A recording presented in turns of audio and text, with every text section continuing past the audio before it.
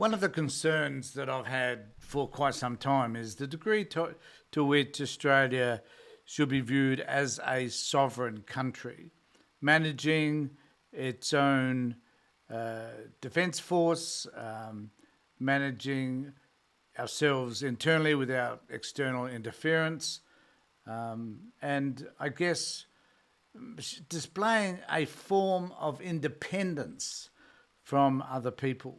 And I'm going to discuss this in a moment, and I'm going to play to you a video from Malcolm Turnbull at the Press Club conference or meeting that he had earlier this week, where he answers this very question.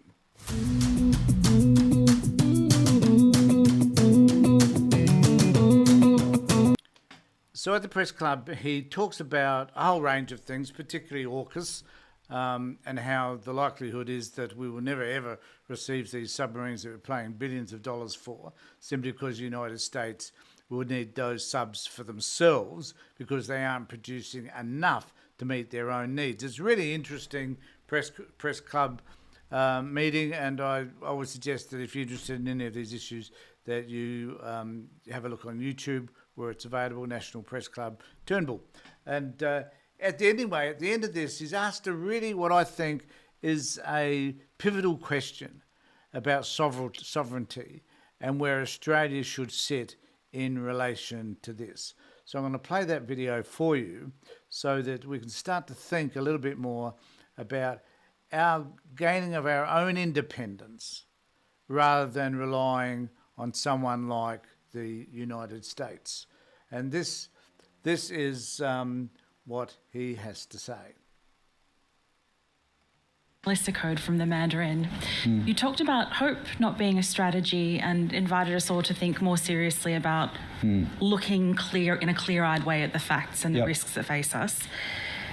If our sovereignty and values are important, what about interoperability when it comes to defence capability? Where do we start to draw the line about how integrated our defence systems are with the US? Well, again, there are many people here who have forgotten more about this than I'll ever know. There are many military people here. I can see quite a few admirals in particular here. But interoperability, integration is fine, I would say, just as an observer, as long as it does not impede your ability to act independently. If you are in a situation where you... And I just want to make a comment here that they're talking about, for example, operating aircraft that's bought from the US, and that aircraft or the technology of that aircraft is governed by the US, even though we've purchased those aircraft ourselves and are operating those aircraft ourselves.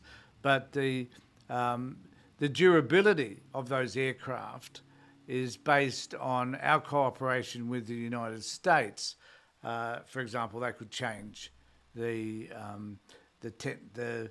technological aspect or the software aspect, if you like, of the aircraft, which may render them inoperable. So there's those sorts of things. So how does that relationship sit? And this is when they're talking about this operations that should work between countries. This is what Turnbull's talking about here.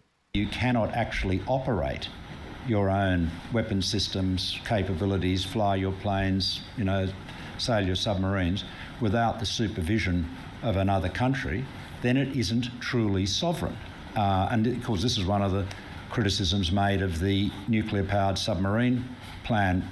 Again, that's another one that's been made, this issue about sovereignty. Sovereignty matters. One American general, friend of mine, said to me, I've many American four-stars who I know, so over the years, because it happens when you get to my age, said to me, you go on about sovereignty, Malcolm, but Australia's never really been sovereign. And I said, well, that's fine for you to say, but from our point of view, and this is the point, this is the thing, we've got to stop looking at our own country through the prism of Washington. We've got to start looking after ourselves. As I said, do you think if there was an Australian version of Donald Trump, do you think that person would be tiptoeing around worrying about offending the United States? Of course not. he'd be standing up for Australia. And this is why I say I'm not saying I'm an admirer of Trump by any means, but and this is one of the reasons people voted for him, because they felt that he was on their side.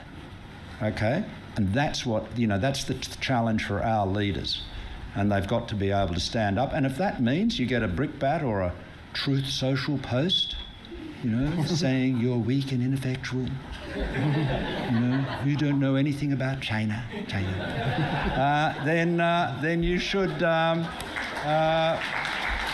If you're spooked by that, you shouldn't be in the job. So, I guess the point being that it's important for us to be able to stand up for what Australia needs, not necessarily to focus on what other countries might think of us, what Donald Trump might think of us, but just to look after our own needs. There was some discussion here in this press club meeting whereby it was asked about relationships we need to have with other countries in our own region and so forth, which reminded me of a meeting or an address actually given by the President of the European Union, whereby they were really keen about maintaining their own sovereignty in terms of rejecting what Trump is doing and the tariffs, but to ensure that they were implementing programs and processes which ensured their own sovereignty over the things that they can control, and actually they were talking about looking for markets elsewhere, such as Asia, Australia, China, and so on, and that if the United States wants to become more isolationist, well, then so be it. They are a large population. They have equal amount of resources as does the United States, and they therefore can become extremely independent. And Australia, I think, needs to think it in the same way. I mean, we are the largest country in the Pacific, but we are far from the largest population. I mean, that goes to India and also Indonesia. So, but we are influential in a sense, and we can provide whatever technological requirements might be needed for our region.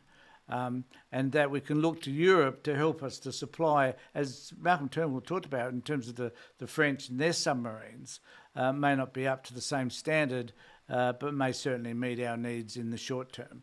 So there's plenty of things that we could do that make us different, and there's certainly plenty of things that we should be doing which are not about acquiescing to the United States.